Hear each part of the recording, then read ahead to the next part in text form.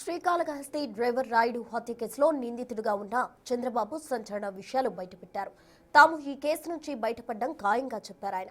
ఈ కేసులో తన భార్య జనసేన మాజీ ఇన్ఛార్జ్ వినూత కోటతో పాటు తనను కూడా ఇరికించడానికి వెలే బొజ్జల సుధీర్ రెడ్డి ప్రధాన కారకుడిగా ఆరోపించారు చంద్రబాబు. ఇందుకు శ్రీకాళహస్తి 1 టౌన్ సీఐ గోపిని పావుగా వాడుకున్నట్టు బాంబు పెంచారు చంద్రబాబు. రాయుడు హత్యకు అసలు కారకులెవరో త్వరలోనే తెలుస్తుందని, తాము నిర్దోషులుగా నిరూపించుకోవడం ఖాయంగా చెప్పారు ఆయన.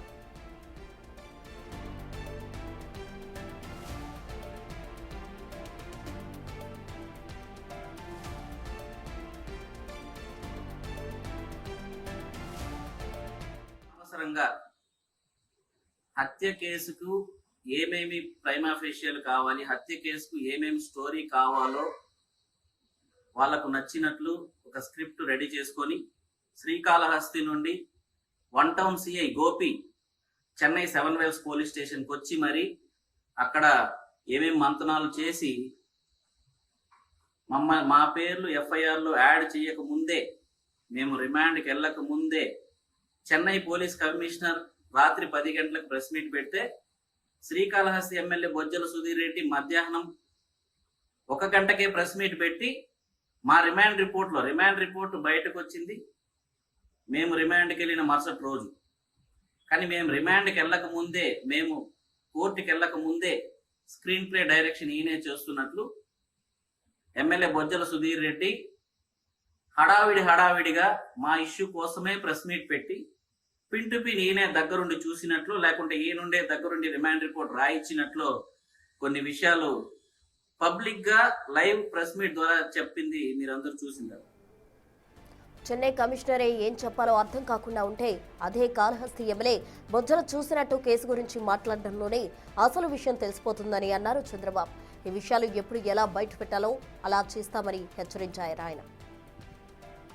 పోలీస్ కమిషనరే రాత్రి 10 గంటలకు ప్రెస్ మీట్ పెడితే అది కూడా ఆయన క్లారిటీగా చెప్పలేని పరిస్థితిలో ఉంటే అక్కడ కొంతమంది విలేకరులు అది ఆత్మహత్యనా హత్యనా అని అడిగితే మేము ఎలాగైనా క్రియేట్ చేసుకుంటామని ఆయన చెప్పిన వీడియోలన్నీ మీరు చూసింటారు.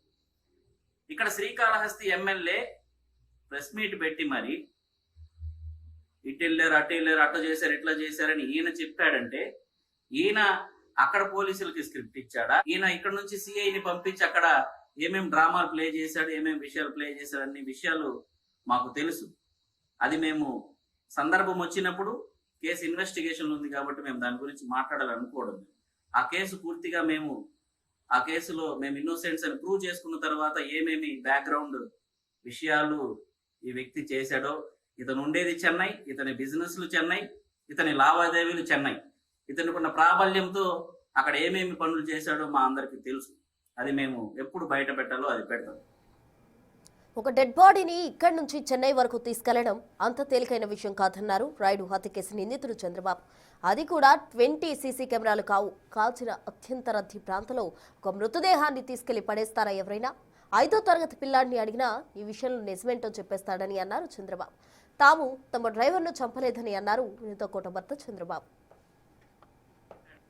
ఏ విధమైన స్టోరీ కావాలో ఆ విధమైన స్టోరీని అల్లుకొని వినూత కోట గారిని, మమ్మల్ని జైలుకి పంపించడం జరిగింది.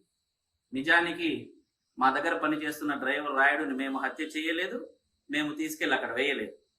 మీరు అర్థం చేసుకొని మీరు ఒకసారి ఆలోచించండి.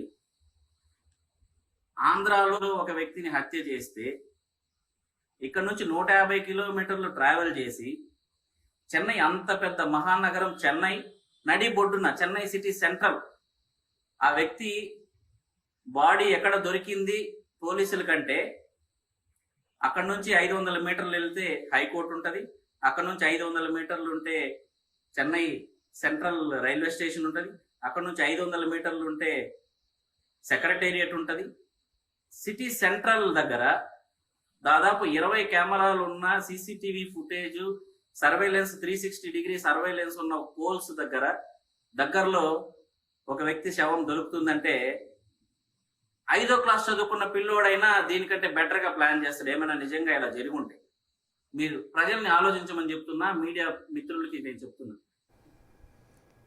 వినూత కోట డ్రైవర్ రాయుడు హత్య కేసుకు సంబంధించి భర్త చంద్రబాబు సంచలన వ్యాఖ్యలు చేశారు. దీనికి సంబంధించి పూర్తి వివరాలు మా ప్రతినిధి దామోదర్ అందిస్తారు. దామోదర్ చెప్పండి. ప్రస్తున ఈ రోజు సాయంత్రం మరోసారి ఏదైతే జనసేన శ్రీకాళహస్తి మాజీ ఇన్ఛార్జ్ వినుత భర్త చంద్రబాబు నాయుడు ఒక వీడియోను విడుదల చేశారు. ఇందులో తమను 2025 జూలైలో తమ డ్రైవర్ హత్య కేసులో తమను అనవసరంగా ఇరికించారు. ఇందులో ఏదైతే బొజ్జల సుధీర్ రెడ్డి పాత్ర ఎక్కువగా ఉంది. ఆయనకు గోపి అని అప్పట్లో వన్ టౌన్ లో సిఐగా కాళహస్తి టౌన్ సిఐగా పనిచేసిన గోపి సహకరించాడు. గోపి ఈ విషయంలో చెన్నై పోలీసులతో పాటు చెన్నై పోలీస్ కమిషనర్ తో కూడా మాట్లాడి తమ మీద ఈ నేరము ఆపాదించడానికి అన్ని విధాలా కృషి చేశాడని కూడా చెప్పారు. దీంతో పాటు ఆ హత్య జరిగిన సమయంలో తాము ఏదైతే హత్య జరిగిన సమయము అని చెప్తున్న దాని సమయంలో తాము అపోలో ఆసుపత్రి చెన్నైలో ఉన్నాము.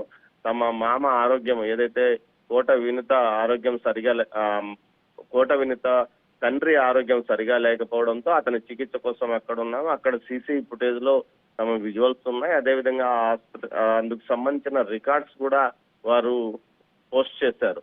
ఆసుపత్రిలో అతను చికిత్స పొందుతున్న ఫొటోస్ తో పాటు ఆ సమయము ఆ డేట్ తో ఉన్న ఆసుపత్రి రికార్డ్స్ ను పోస్ట్ చేశారు. దీంతో పాటు ఈ సందర్భంగా మాట్లాడుతూ తమను ఇబ్బంది పెట్టడానికి రాజకీయంగా ఎదుగుతుంటే ఓర్చుకోలేక ఈ విధంగా ఏదైతే బొజ్జల సుధీర్ రెడ్డి కుట్ర చేశాడు. ఇందులో జనసేన నాయకులు స్థానికంగా ఉన్న జనసేన నాయకులు కూడా సహకరించారు. ఇప్పటికే వారిని పోలీసులు విచారిస్తున్నారు. దీనికి సంబంధించి చెన్నై పోలీసుల విచారణ కొనసాగుతుంది. అదేవిధంగా మరో తొందరలో అసలు వాస్తవాలు బయటపడతాయి, కావాలని తమ మీద ఈ నెపం మోపారంటూ కూడా ఆయన చెప్పుకొచ్చారు. అంతేకాకుండా అత్యంత బిజీగా ఉండే ప్రదేశంలో 24/7 సీసీ కెమెరాల పర్యవేక్షణ, నిరంతరం వాహనాల రద్దీ ఉండే ఏరియాలో తాము శవాన్ని అక్కడ పారవేసామని కావాలని తమ మీద అనవసరంగా ఈ కేసు మోపారంటే ఖచ్చితంగా ఇక్కడ తమిళనాడు పోలీసులతో ఇక్కడ పోలీసులు కొంతమంది అదేవిధంగా బొజ్జల సుధీర్ రెడ్డి ప్లాన్ చేశాడంటూ చెప్తున్నారు. బొజ్జల సుధీర్ రెడ్డికి చెందిన వ్యాపారాలన్నీ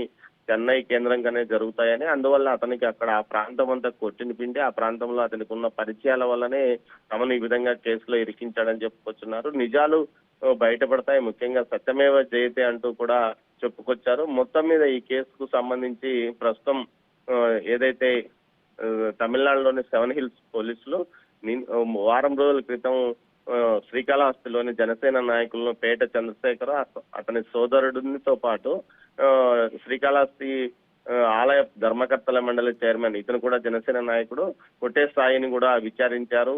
తర్వాత ఏదైతే సుజిత్ కుమార్ రెడ్డి శ్రీకాళహస్తి ఎమ్మెల్యే బొజ్జల సుధీర్ రెడ్డికి వ్యక్తిగత కార్యదర్శిగా పనిచేసే సుజిత్ కుమార్ రెడ్డిని కూడా విచారించడానికి ప్లాన్ చేసి మరోసారి వచ్చే అవకాశం ఉందని కూడా సమాచారం. ఈ నేపథ్యంలో ఏదైతే కోట వినుత భర్త కోట చంద్రబాబు నాయుడు ఒక వీడియోను విడుదల చేయడం సంచలనంగా మారింది. ఏదైతే బెయిల్ మీద వచ్చి 1.5 నెల క్రితం అయింది. వీరు శ్రీకాళహస్తికి చేరుకొని శ్రీకాళహస్తిలో ఆమె బెయిల్ మీద వచ్చిన సమయంలో ఒక 3 నిమిషాల వీడియో అప్పట్లో విడుదల చేసింది. అప్పట్లో తమ వద్ద ఉన్న ఆధారాలన్నీ జనసేన అధినేత పవన్ కళ్యాణ్ తో పాటు సీనియర్ నాయకులకు పంపుతామని కూడా చెప్పారు. అయితే సీనియర్ నాయకులను కలవడానికి జనసేన అధినేత పవన్ కళ్యాణ్ కలవడానికి ప్రయత్నిస్తే తమకు కనీసం తమ గోడు వినడానికి కూడా